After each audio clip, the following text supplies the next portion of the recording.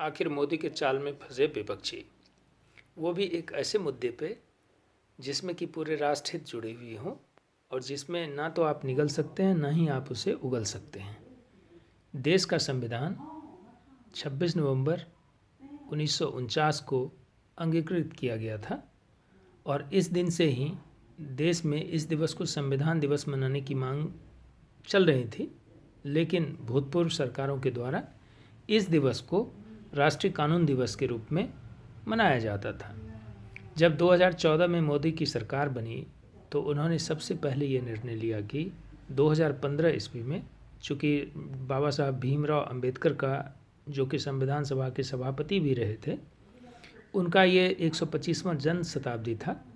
और इस दिन को मोदी सरकार ने बहुत ही एक तार्किक तरीके से देश के लिए इस दिवस को बदलकर, जिसे कि पहले कानून दिवस जाना जाता था, इसे बदलकर राष्ट्रीय संविधान दिवस घोषित कर दिया।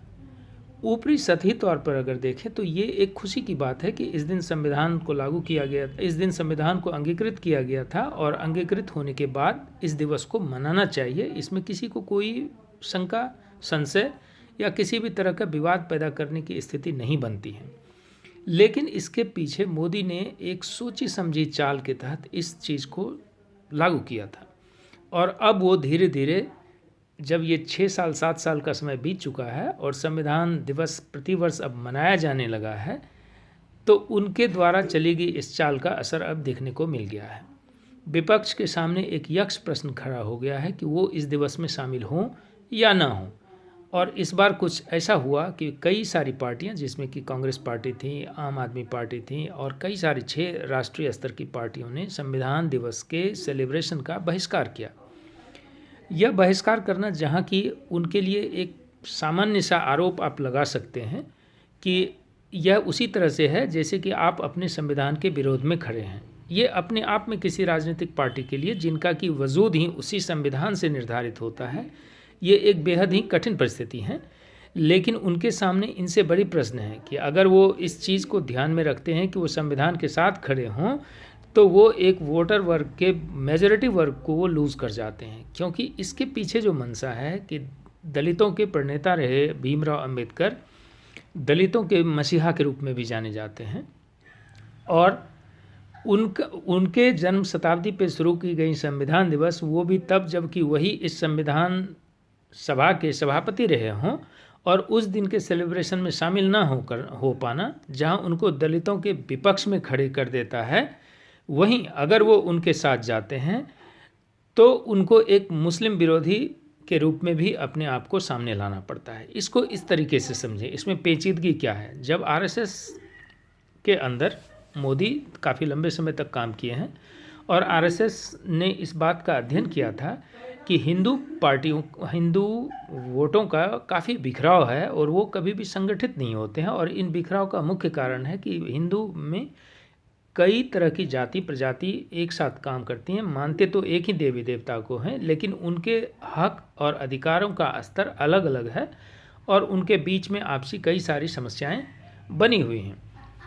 और इस समस्याओं की वजह से वो कई पार्टियों में टूटी पड़ी हुई हैं। और आपने पिछले कई सालों में देखा होगा कि दलितों के कई नेता राष्ट्रीय पटल पर अपनी पहचान बनाने में कायम हुए और वो अलग अलग जाति समुदाय को रिप्रेजेंट करते रहे हैं और आज भी कुछ इसमें फ़र्क नहीं है। तो आरएसएस ने मोदी को एक एजेंडा सामने रखा था कि आप,